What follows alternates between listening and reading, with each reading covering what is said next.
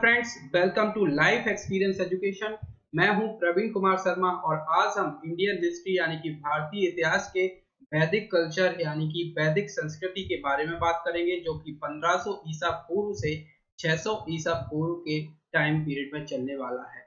ये है हमारा पार्ट 4। इससे पहले हम 3 पार्ट को आपके साथ डिस्कस कर चुके हैं। यदि आपने अभी तक इनको नहीं देखा है तो जरूर जाकर देखें, आने वाले एग्जाम्स में आपको काफी मदद मिलेगी। तो स्टार्ट करते हैं लेक्चर को बिना किसी देरी के क्वेश्चन नंबर फर्स्ट के साथ। The God who is the most prominent in Rigveda is, यानी कि ऋग्वेद में सबसे प्रमुख देवता कौन है? तो सबसे प्रमुख जो देवता थे वो इंद्र है।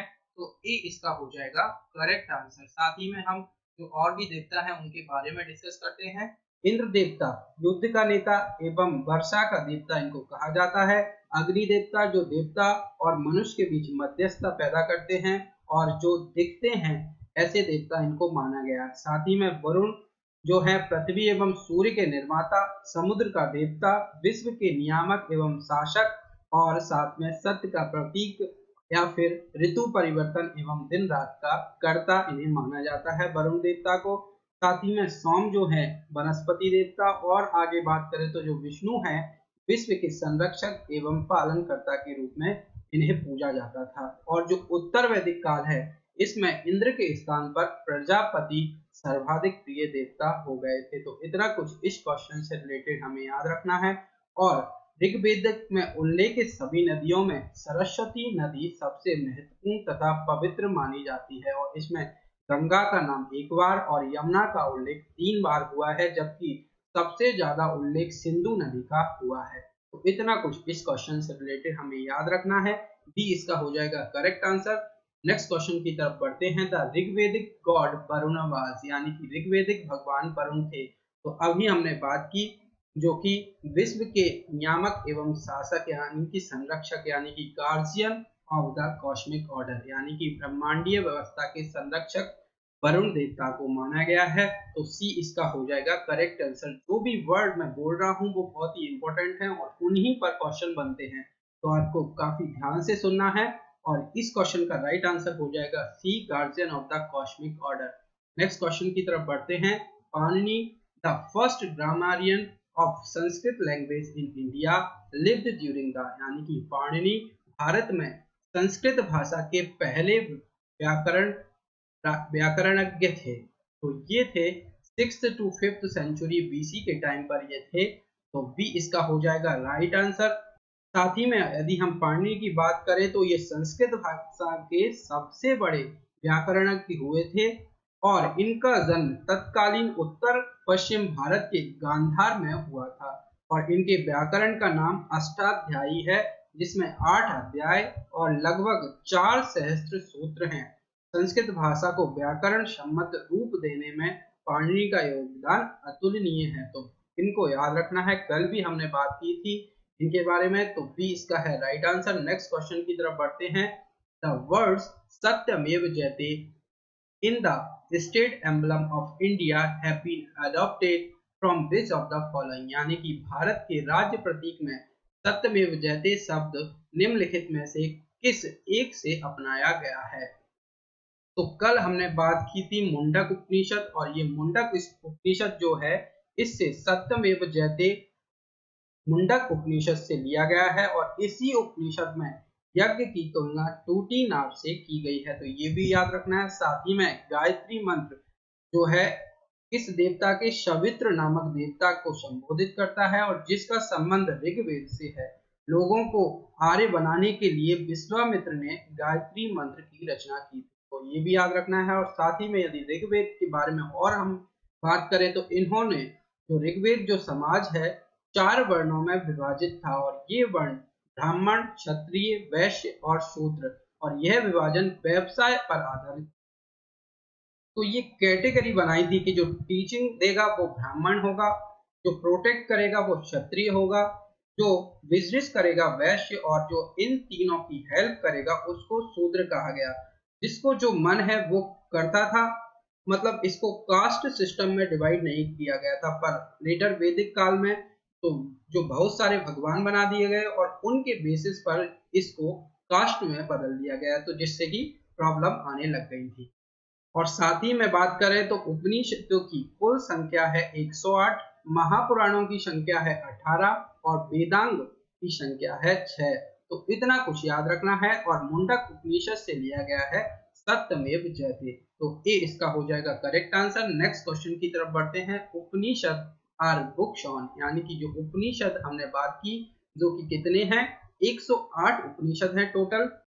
टोटल कितने उपनिषद हैं, 108 यानी कि 108। और ये जो पुस्तकें हैं, बुक हैं, ये किस पर रिलेटेड हैं, तो ये हैं फिलोसफी पर से रिलेटेड, यानी कि डी इसका हो जाएगा करेक्ट आंसर। नेक्स्ट क्वेश्चन की तरफ बढ़ते हैं। द वर्ड गोत्र occurs for the first time in, यानी कि गोत्र शब्द पहली बार कहां पर आता है।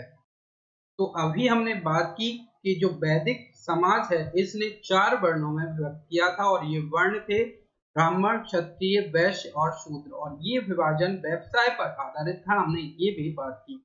साथों में जो 4 वर्ण थे उसमें कहा गया कि जो ब्राह्मण है परम पुरुष के मुख से, क्षत्रिय उनकी भुजाओं से, वैश्य उनकी जांघों से और शूद्र उनके पैरों से उत्पन्न हुए हैं, ये उसमें कहा गया है। और कहां पर कहा गया है, ऋग्वेद में कहा गया है। तो ये इसका हो जाएगा। तो जो कास्ट या गोत्र सिस्टम फर्स्ट टाइम यूज हुआ था ये ऋग्वेदिक पीरियड में, यानी कि ऋग्वेद में हुआ था। तो ये इसका हो जाएगा करेक्ट आंसर। नेक्स्ट क्वेश्चन की तरफ बढ़ते हैं।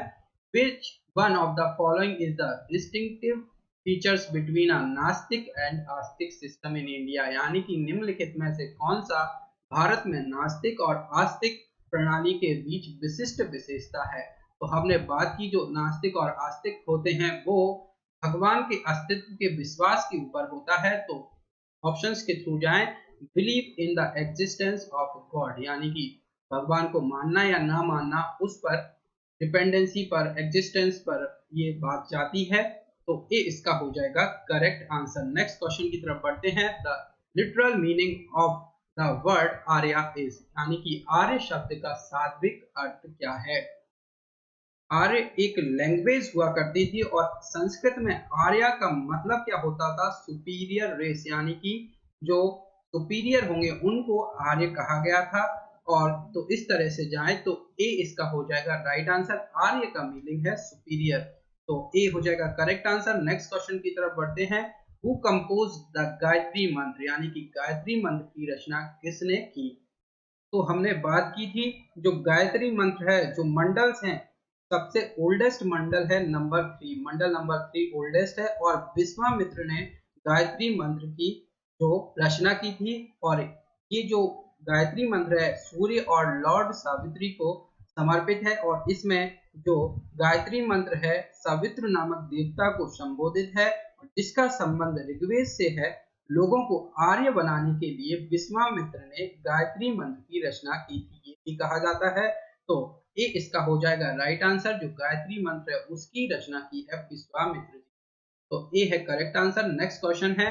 Which one of the following four Vedas contains an account of magical charms and spells, यानी कि निम्नलिखित 4 वेदों में से किसमें जादुई आकर्षण और मंत्र का एक खाता है। तो यदि हम चारों वेदों की बात शॉर्ट में करें तो जो ऋग्वेद है इसको बोला गया है स्तुतियों का कलेक्शन है। और जो गॉड हैं यानी कि भगवान हैं उनकी प्रार्थना इन स्तुतियों के जरिए की जाती है। तो कलेक्शन ऑफ स्तुति को ऋग्वेद कहा गया। साथ ही में सामवेद को क्या कहा गया, सामवेद को कहा गया कि जो भी स्तुतियां हैं उनको एक फॉलोइंग मैनर में, यानी कि ट्यून्स के थ्रू गाया जाए, यानी कि कुछ संगीत फॉर्म में उसकी स्तुति की जाए ट्यून्स के थ्रू। और जो इंडियन म्यूजिक है या इसको बुक बोला जाता है बुक ऑफ मेलोडी, यानी कि जो सामवेद है उसको बुक ऑफ मेलोडी या फिर इंडियन म्यूजिक का जनक के रूप में भी इनको जाना जाता है सामवेद को। थर्ड आता है यजुर्वेद। और यजुर्वेद में कहा गया है जो भी deals with rituals, animal sacrifices to be observed at the time of rectical, यानी कि जो भी सेक्रिफिकेशन है रिचुअल्स और एनिमल्स के उसके बारे में यजुर्वेद में कहा गया है। और फिर आता है अथर्ववेद। अथर्व यानी कि अर्थवेद, यानी कि कंटेंस मैजिकल स्तुति, जो कि जादुई आकर्षण है इसमें ही आता है अथर्ववेद में। और इनको rid ऑफ डिसीज यानी कि जो मेडिसिन ऑफ इंडिया हैं वो अथर्ववेद के थ्रू हैं और इसका एक उपवेद है आयुर्वेद के रूप में। तो डी इसका हो जाएगा करेक्ट आंसर। जो जादुई आकर्षण और मंत्र का एक खाता है वो अथर्ववेद है, तो ये याद रखना है, डी है करेक्ट आंसर। ये था आज का लास्ट क्वेश्चन। लेक्चर आपको पसंद आए तो लाइक और शेयर जरूर करें अपने फ्रेंड्स के साथ, और लाइफ एक्सपीरियंस एजुकेशन के साथ जुड़ने के लिए आप चैनल को सब्सक्राइब भी करें। Thank you.